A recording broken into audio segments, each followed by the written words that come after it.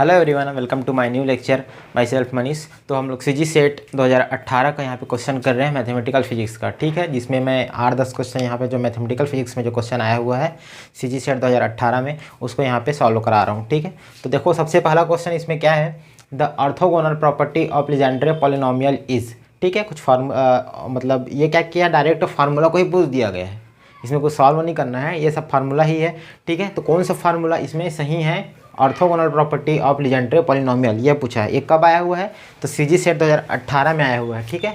इसको मैं लिखा नहीं हूँ, यहाँ पे लिख देता हूँ, सीजी सेट 2018 में।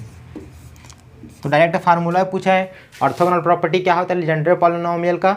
तो इधर तो देखो सब साइड सेम ही दिख रहा है, राइट साइड में थोड़ा सा डिफरेंट है, ठीक है। तो इसका जो फार्मूला होता है ये वाला सही होता है। क्या होता है राइट साइड में, 2/2n+1 डेल एम एन, ये वाला पढ़े होंगे। जैसे डेल एम एन का मतलब क्या है, यहाँ पे m और n का वैल्यू देखना है। यदि मान लो m और n दोनों अलग अलग हैं, नॉट इक्वल है, तो डायरेक्ट इसका वैल्यू क्या हो जाएगा, इसका वैल्यू मतलब इसका वैल्यू, ये वाला इसका वैल्यू हो जाएगा 0। मतलब ये 0 है तो ओवरऑल क्या हो जाएंगे, 0 हो जाएंगे। मतलब यहाँ पे जैसे मैं लिखूँ P2x और यहाँ पे रहेगा P1x इंटू dx, ऐसा रहेगा। दोनों अलग अलग होंगे, m का वैल्यू 2 हो गया, n का वैल्यू 1 हो गया, तो डायरेक्ट वैल्यू क्या हो जाएंगे, 0 हो जाएंगे। मान लो बराबर नहीं है, मतलब बराबर हैं, दोनों इक्वल हैं, मान लो 2 है, उस कंडीशन में m और n क्या हो जाएंगे, इक्वल हो जाएंगे। उस कंडीशन में ये वाला फार्मूला लागू होगा, मतलब इसका वैल्यू क्या हो जाएगा, 1 हो जाएगा। 1 होगा तो क्या हो जाएगा, ये जो दिख रहा है ये वैल्यू वहाँ पे पुट करेंगे, जैसे कि वहाँ पे 2/2n+1 है, ठीक है, ये फार्मूला हो जाएगा। अब n का वैल्यू यहाँ पे क्या है, m और n तो बराबर है, चाहे m लिखो चाहे n लिखो, दोनों बराबर ही है। तो अभी जैसे मैं 2 और 2 लिया था, दोनों में तभी इक्वल हुआ था, तो 2 n की जगह में क्या रख देंगे, 2 रख देंगे, तो 2, तो ये हो जाएगा 4 और 1 5, 2/5। इस टाइप से ये ऑर्थोगोनल प्रॉपर्टी होता है लीजेंड्रे पॉलिनोमियल का।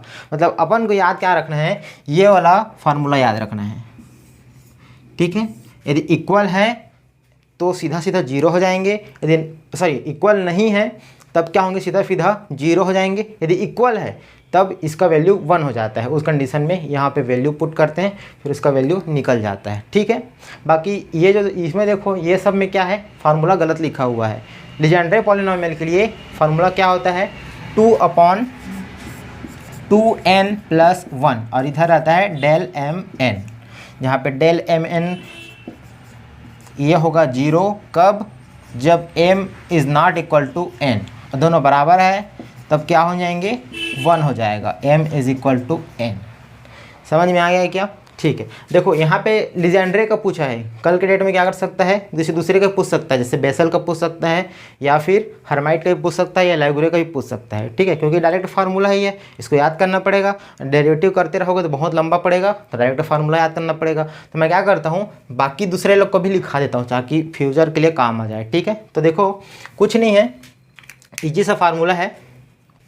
तो देखो ये लीजेंड्रे का हो गया, इसको याद रखना पड़ेगा, 2/2n+1 डेल एम एन, ठीक है। इधर को भी याद रखना पड़ेगा ना, क्योंकि कई बार क्या होगा, ये डिफरेंट दे देगा, उधर तो सेम रखेगा, लेफ्ट हैंड साइड को लिमिट को चेंज कर देगा, ठीक है। एग्जामिनर कुछ भी दे सकता है, तो लिमिट भी याद रखना पड़ेगा, -1 से +1 pmx इंटू pnx dx।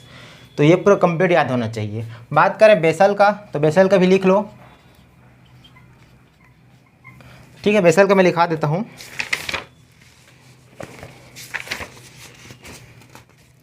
देखो बेसल का क्या होगा, लिमिट चेंज हो जाएगा ना इसमें, अब 0 से 1 रहेगा, यहाँ पे क्या रहेगा, x into z n alpha x, समझा भी दूंगा इसको क्या होता है। यहाँ पे होगा z n beta x into d x, ठीक है। ये लेफ्ट हैंड साइड हो गया, इक्वल टू क्या हो जाएंगे, फिर 2 कंडीशन बनेगा। पहला कंडीशन में 0 होगा, कब 0 होगा, जब अल्फ़ा और बीटा दोनों बराबर नहीं रहेंगे। जैसे यहाँ पे क्या हो रहा था, m और n दोनों बराबर नहीं हो रहे थे, अलग अलग हो रहे थे, तब 0 हो जा रहा था। सेम यहाँ पे भी वही हो जाएगा, यदि अल्फ़ा और बीटा दोनों बराबर नहीं है, मतलब कि ऐसा है कि 2x 3x इस टाइप से रहेगा, तो सीधा 0 हो जाएगा, ठीक है। m और n इसलिए नहीं लिखा हूँ क्योंकि यहाँ पे हम लोग n लिख रहे हैं, तो यहाँ पे अल्फ़ा बीटा लिख दिया हूँ, ठीक है।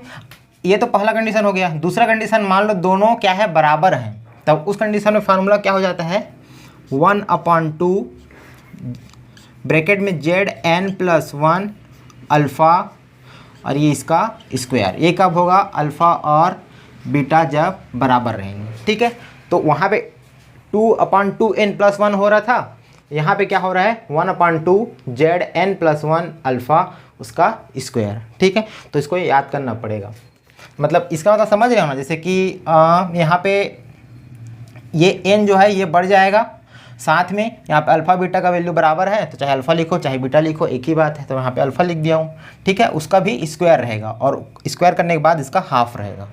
तो ये फार्मूला इसको याद रखना पड़ेगा बेसल के लिए। ये ऑर्थोगोनल फार्मूला है ना, orthogonal property of Bessel polynomial, ठीक है। इसके बाद हर्माइट का भी देख लेते हैं, क्योंकि क्वेश्चन में किसी को भी दे सकता है, ठीक है, चारों में से।